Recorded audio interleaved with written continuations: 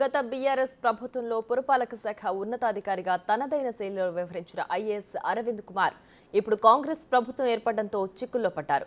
ORR tender విషయంలో అప్పటి PCC chief Revanth Reddy సమాచార హక్కు చట్టం ద్వారా వివరాలు అడిగినా ఆయన లెక్క చేయలేదు.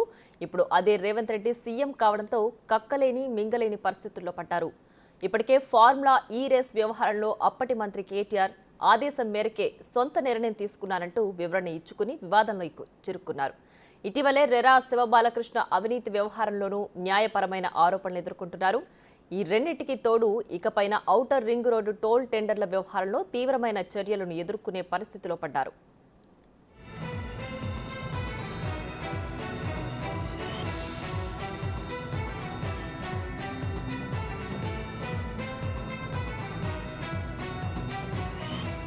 ఔటర్ రింగ్ రోడ్డును 30 ఏళ్ల పాటు మహారాష్ట్రకు చెందిన ఐఆర్బీ సంస్థకు లీజుకిచ్చేలా గత ప్రభుత్వం నిర్ణయం తీసుకుంది. టెండర్ విషయంలో పారదర్శకత పాటించలేదంటూ పీసీసీ చీఫ్ హోదాలో రేవంత్ రెడ్డి ఆరోపణలు చేశారు.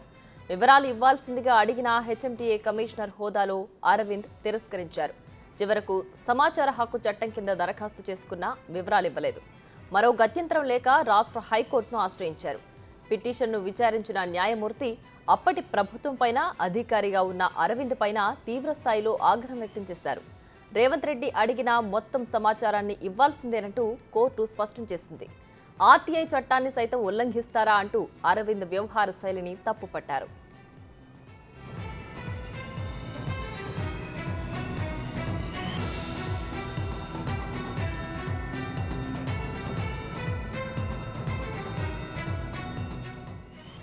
అప్పటి పురపాలక శాఖ కార్యదర్శి అరవింద్ తీరును రేవంత్ రెడ్డి అప్పట్లోనే ఆక్షేపించారు.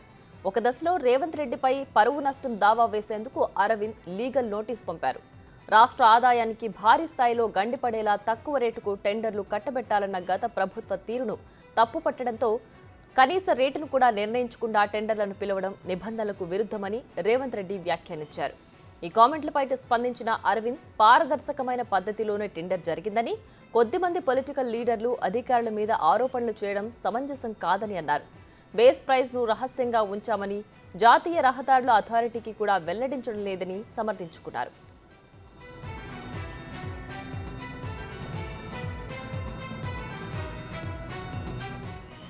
అప్పటి ప్రభుత్వ పెద్దల ఆదేశాలతో ఇష్టానుసారం వ్యవహరించిన అరవింద్ కుమార్ ఇప్పుడు వరుస వివాదాల్లో ఇరుక్కున్నారు.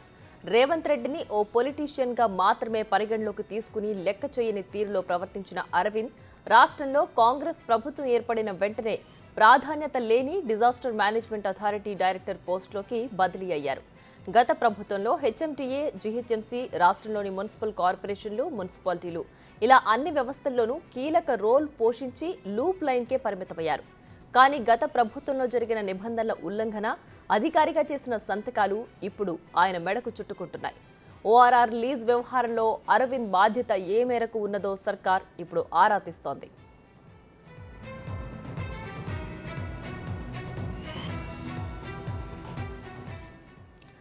ఇదే అంశానికి సంబంధించి మరింత సమాచారం మా ప్రతినిధి సురేష్ ఫోన్ లైన్ లో అందిస్తారు. సురేష్, చెప్పండి, ఓఆర్ఆర్ టెండర్ల విషయంలో అరవింద్ పాత్రపై రేవంత్ సర్కార్ దృష్టి సారించినట్టు తెలుస్తోంది. దీనికి సంబంధించి డీటెయిల్స్ ఏంటి? ఓఆర్ఆర్ టోల్ లీజ్ కి సంబంధించి దాదాపు ముంబైకి సంబంధించిన ప్రైవేట్ కంపెనీకి ఈ లీజ్ ను కట్టబెట్టడం జరిగింది. అయితే ప్రభుత్వం పరిధిలో ఉన్న హెచ్ఎండిఏ పరిధిలోనే ఓఆర్ఆర్ మొత్తం కూడా టోల్ నిర్వహణ ఉండేది. దానికి సంబంధించి గత ప్రభుత్వంలో కేసీఆర్ సంబంధించి ఆ ముంబైకి సంబంధించిన కాంట్రాక్ట్ కంపెనీకి ఈ లీజ్ ని అగ్రిమెంట్ చేయడం జరిగింది. దాదాపు 15,000 కోట్ల రూపాయలు ప్రభుత్వానికి నష్టం జరిగింది ఈ లీజ్ ద్వారా అని చెప్పేసి కూడా రేవంత్ రెడ్డి గతంలోనే ఆరోపించడం జరిగింది. దీనికి సంబంధించి నిన్న హెచ్ఎండిఏ రివ్యూ మీటింగ్ లో ఈ టోల్ లీజ్ కి సంబంధించి పూర్తి దర్యాప్తు చేయాలని చెప్పేసి కూడా ఆదేశాలు ఇవ్వడం జరిగింది. సిబిఐ దర్యాప్తా లేదంటే ప్రభుత్వానికి సంబంధించిన సంస్థతో దర్యాప్తు చేసి ఈ ఇందులో జరిగిన అవకతవకల పైన విషయాలన్నీ కూడా వెలుగు తీయాలని చెప్పేసి కూడా నిర్ణయం తీసుకోవడం జరిగింది. ఇక అరవింద్ కుమార్ పాత్రనే చాలా కీలకంగా ఉంది. ఆయన మున్సిపల్ అడ్మినిస్ట్రేషన్ సెక్రటరీగా పనిచేసిన సమయంలోతో పాటు హెచ్ఎండిఏ కమిషనర్ గా కూడా పనిచేశాడు. హెచ్ఎండిఏకి సంబంధించి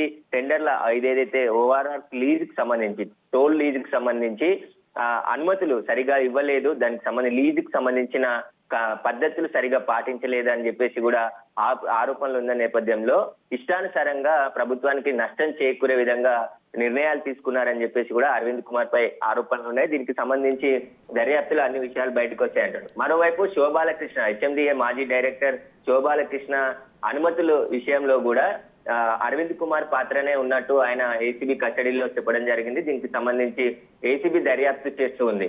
మరోవైపు ఏదైతే లీగ్ సంబంధించి మన హైదరాబాద్ లో ఫార్ములా ఈ లీగ్ సంబంధించి దాంట్లో 56 కోట్ల నిధులను ఆ సంస్థకి రిలీజ్ చేయడం పట్ల కూడా దానిపై అవినీతి జరిగిందని చెప్పేసి కూడా మొత్తం 3 కేసులకు సంబంధించి అరవింద్ కుమార్ పై ఉచ్చు బిగిస్తుంది. దీనికి సంబంధించి ఆయన సంతకాలే ఉండడంతోనే ఇటు హెచ్ఎండిఏలో అదేవిధంగా ఫార్ములా ఈ రేసింగ్ సంబంధించి ఇప్పుడు ఓఆర్ఆర్ టోల్ లీజ్ కి సంబంధించి ఈ 3 వ్యవహారాల్లో కూడా అరవింద్ చాలా కీలక పాత్ర వ్యవహరించినట్టు గుర్తించిన ప్రభుత్వం. దీనికి సంబంధించి పూర్తి దర్యాప్తు చేస్తే అరవింద్ కి సంబంధించిన మొత్తం వ్యవహారం బయటకు వచ్చే అవకాశం ఉంది. దానిపైన కేసులు కూడా నమోదయ్యే అవకాశం కనబడుతుంది. Right Suresh, thanks for the details.